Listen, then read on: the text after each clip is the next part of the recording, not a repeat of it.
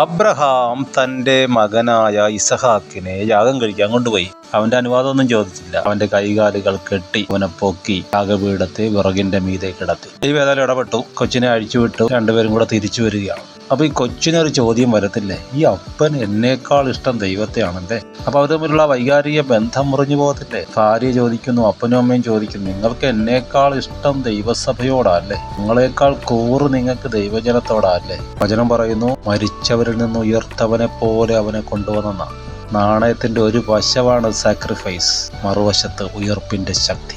അത് മുമ്പുണ്ടായിരുന്ന ബന്ധത്തെക്കാളും തീവ്രമായൊരു ബന്ധം.